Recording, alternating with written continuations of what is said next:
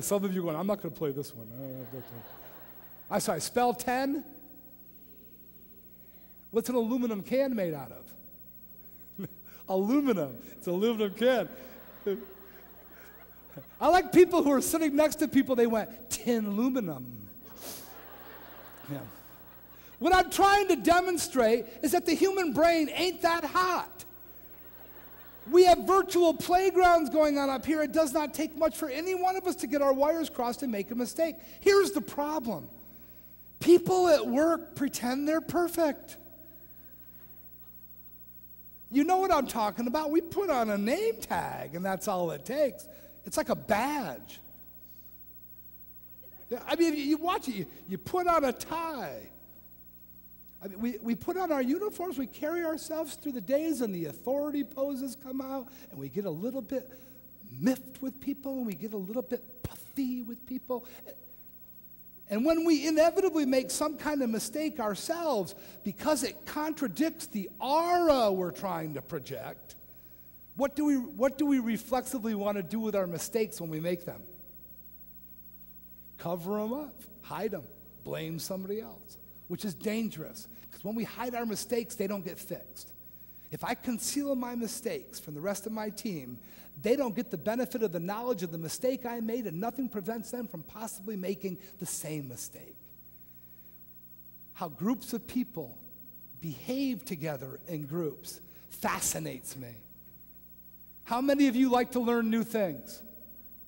Look at you. Yeah. Oh, yes, I do. How many of you like to learn new things when other people are watching you? Oh, the enthusiasm has waned. Yeah, I have a theory. I think many of us don't like to learn new things when other people are watching us because we all spend a considerable amount of our adolescent time in this place called high school, where your initial ineptness surfaces and your fellow high schoolers can be the cruelest beings on the planet. Doofus. Let me show you something. Please, everybody, put your hands like this. Now, move your hands in a forward circle. Right? Okay, stop. Now a backward circle. Okay, stop. Now one forward, one backward at the same time. One forward, the other one backwards at the same time. This doesn't really count. I just watched a lot of people go, I'll write a check and get somebody to do that for me. Yeah. We said we like to learn new things, but it's directly related to how difficult is it and how competent or incompetent will I appear while I'm trying it. We all have a circle of competence. Some people have huge circles. They're good at a lot of stuff. Some people are specialists. Specialist.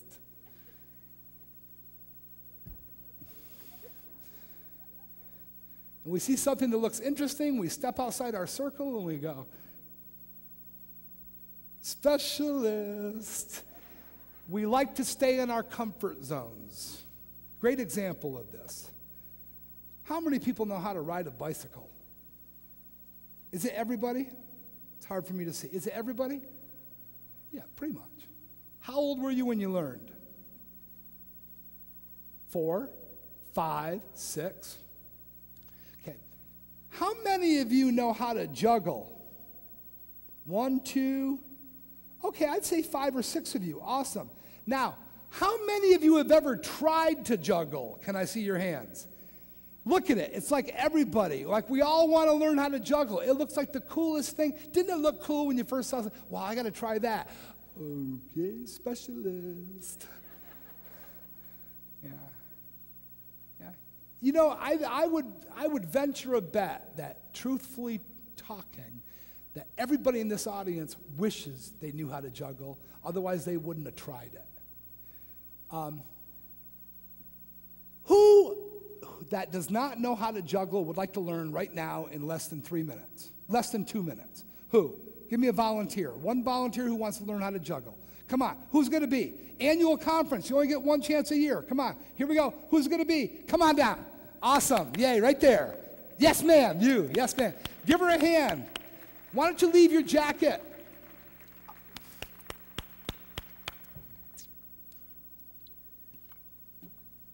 Oh, I'm so excited. Come right up.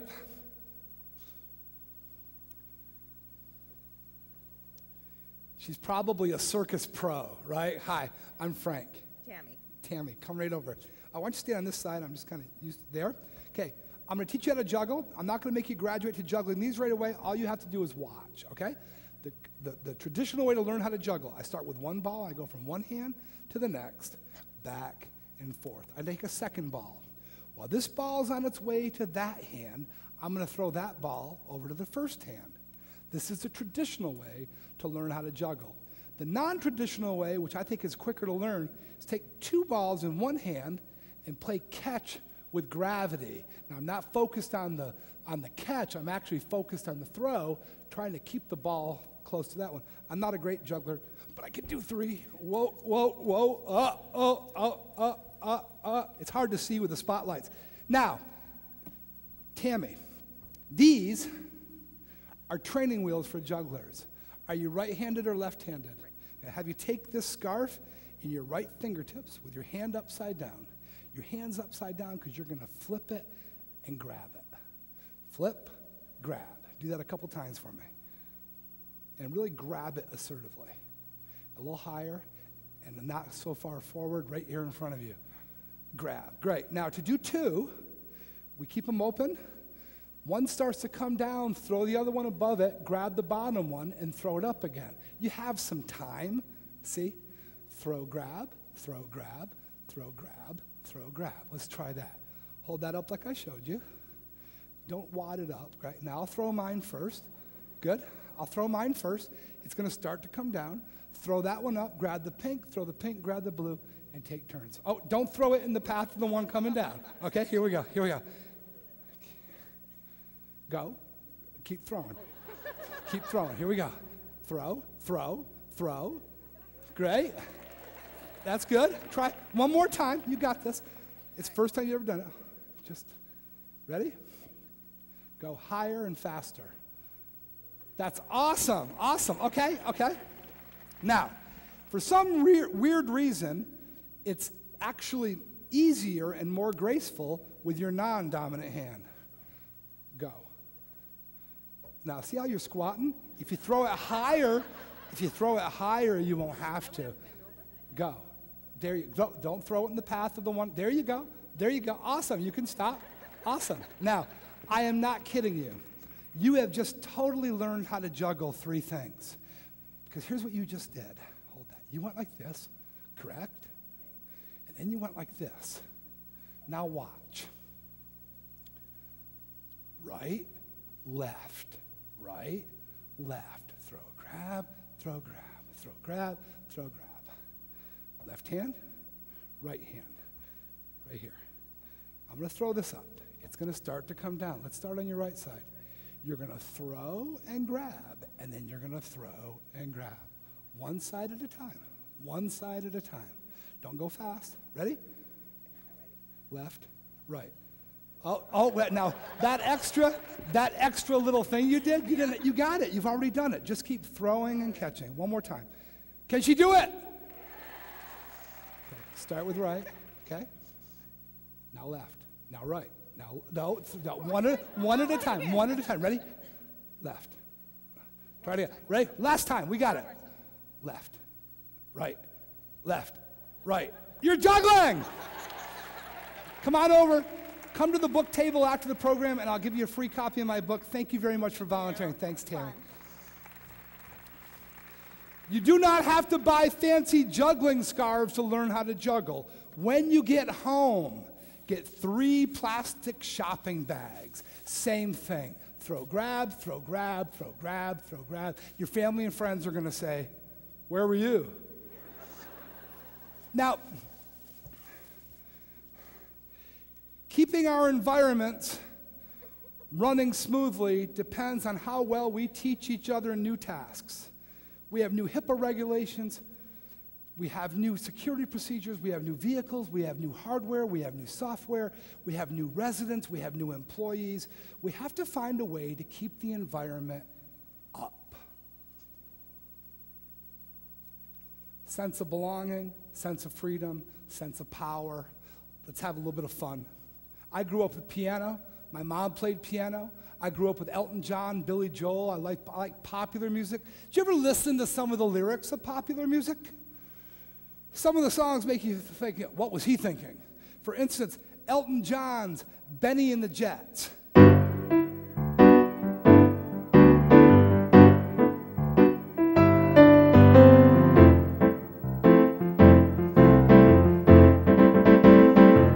It's got a nice groove.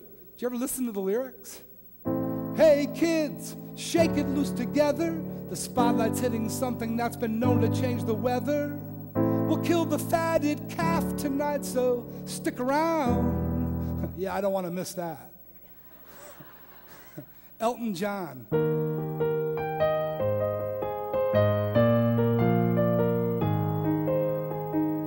It's a little bit funny. You guys heard this one before? You're like, oh yeah, I like that one. Keep going, it's a nice one. Yeah, great. Yeah. Great song, except when I saw him do it in concert, he had glasses on this big. This changes the feeling a little bit. It's a little bit funny, this feeling inside. I'm not one of those who can easily hide. Duh. You got glasses on this big. We can just stand behind a tree? Hi, I'm Waldo. And there's one verse where he sings, if I was a sculptor, but then again, no. Hear that little chuckle he put in there? Did you hear that? If I was a sculptor, if I was a sculptor,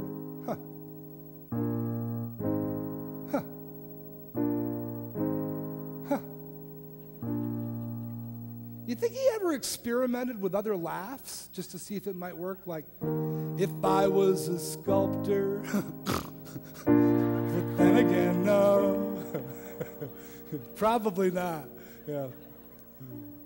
For many years, Elton John was at the mercy of Bernie Taupin. He'd be like, oi, Elton, here's a new one. Put some music to this. Elton would have to get deep and expressive with Bernie's lyrics. She packed my bags last night pre-flight. 0 hour, 9 a.m. And I think I'll be high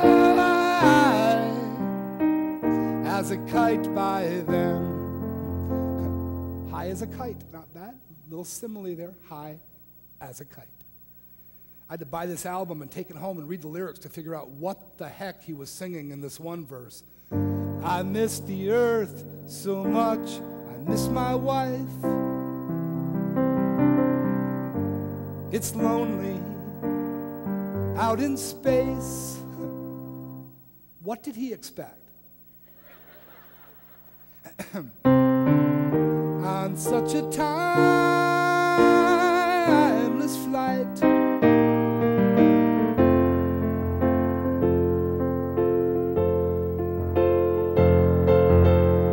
and I think it's gonna be a long, long time till touchdown brings me round again to find I'm not the man that think I am at all. Oh no, oh no, I'm a rocket man. Rocket man, netting at the thieves of the night. Did you get that? Here, one more time. Rocket man, netting at the thieves of the night. I'll slow it down for you. Rocket man, netting at the thieves of the night. How about a la Bob Dylan? That'd be pretty cool. Rocket man, netting at the thieves of the night. It's a here. It's like here. It's a here. Actually, he says, rocket man, burning out his fuse up there alone. Then he gets deep again.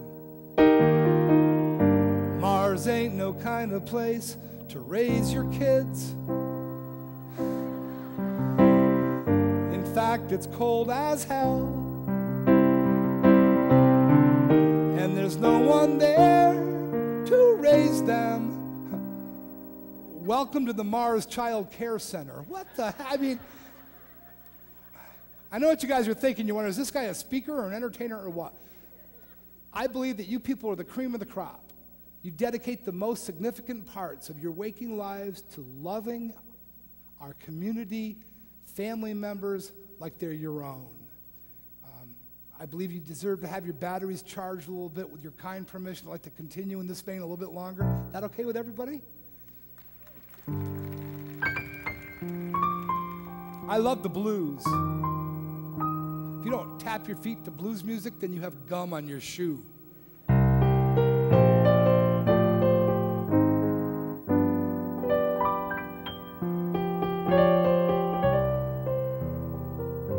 Something you need to know about the blues.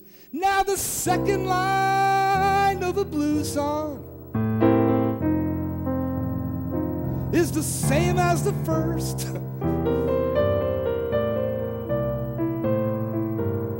Yeah, the second line of a blues song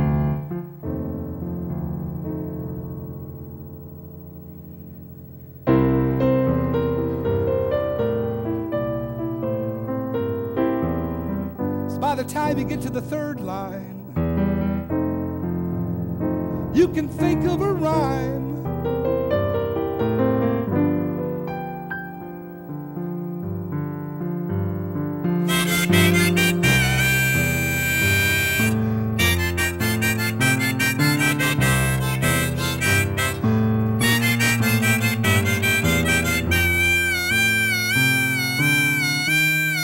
That part is so cool. I just have.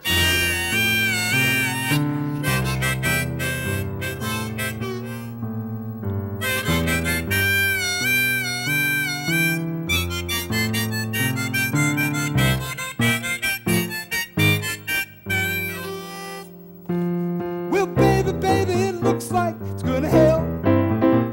Yeah, baby, baby, it looks like it's gonna hail. You better come inside, let me teach you how to jive and wail. You gotta jump jiving, then you wail, you gotta jump jiving, then you wail, you gotta jump jiving, then you wail, you gotta jump jiving, then you wail, you gotta jump jiving, then you wail away. Woo! Thanks. My mom used to pack my sisters off to school before I was old enough to go to school, but she'd still make me a brown bag lunch. She'd write Frankie on it, and I'd go to pretend school under the piano. I'd hold onto her leg and press my face up against the piano, and she'd play, I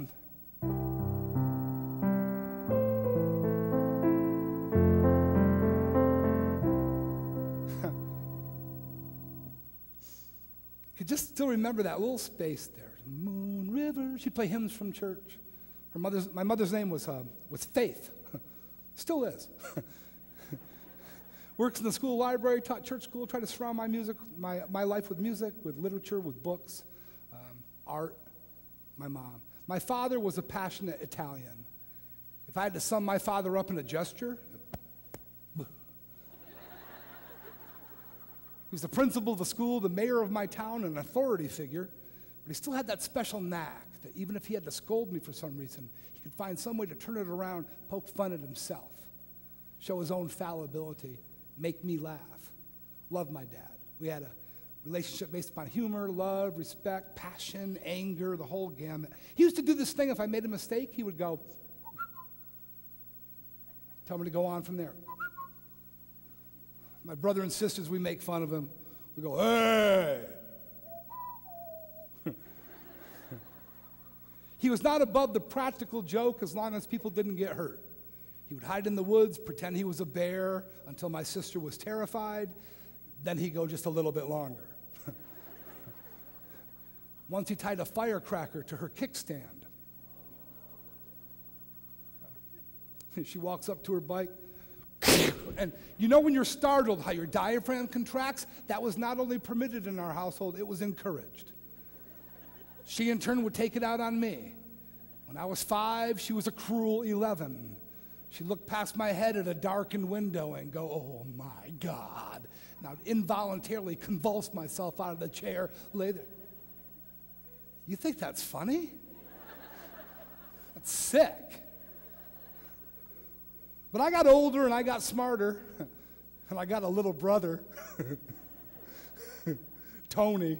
He didn't have any younger siblings, and he's still not right today. You need somebody to push that off upon. Oh, the stuff I did to Tony. To this day, he'll be mowing his lawn. I'll be driving down the street. I'll see him from 3 blocks away, and I realize he can only hear the lawnmower. This is the devious mind.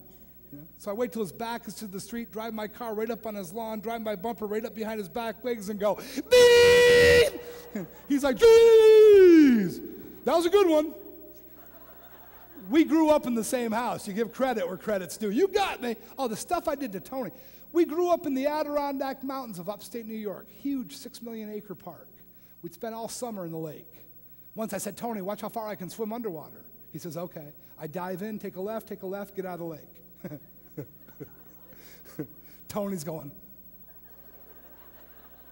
I mean, that's cruel. But it's funny. Once we were at the beach, bunch of kids swimming. Tony had this bright green bathing suit on. I wait till he wasn't looking. I submerged. I swim right up to that bathing suit, grab onto it, pull it down to his ankles. I came up and it wasn't Tony. Some other kid. I come up and went, oh.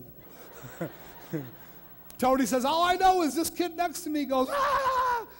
Oh, and the best practical joke when we were growing up, my dad rented a cottage, wooded hillside, dock, lake, 10 o'clock at night.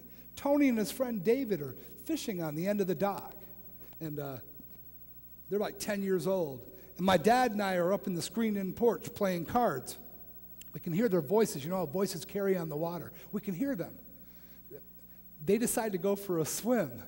I said, Dad, I'm going to scare Tony. My father goes, be careful. That's a cool dad, you know, that's permission. I walk down through the woods, slide my body in the water, swim out about 50 feet, take a right, and start bobbing my way towards Tony and David with nothing but my nostrils and my eyeballs above the water. I get about 10 feet away, I submerge, pull myself along the bottom right up until I can see their feet. This is right around the time of the movie Jaws. And you know when you push yourself off the bottom of a lake or a pool, how far you come exploding out of the water? I can just imagine what this looked like. Here's Tony and David. Woo! I'm right between them. I come up. Tony ran across the top of the lake. I swear. Right across the top. David splits the water in half. Meanwhile, my dad has worked his way down the shore. He's standing there with a camera. These 2 boys come running out of the water. He snaps a picture. There's this blinding flash, and Tony is so incapacitated with fear. All he knows is there's something bad out there. He sees the flash of the camera. He goes, lightning! This is my childhood. I have my mother.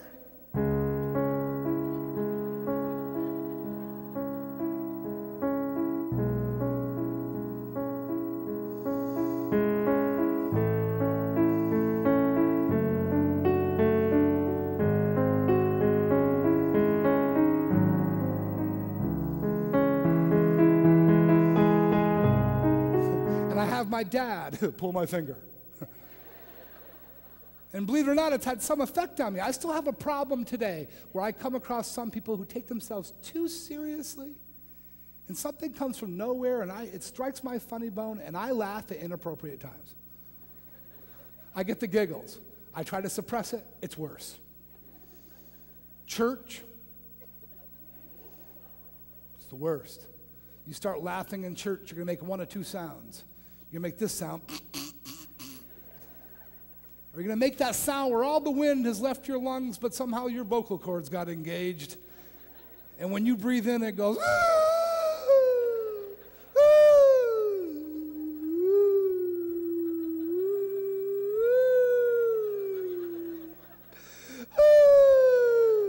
people know you're laughing. Remember when we were little in church, we'd see anybody and something happens out of the ordinary with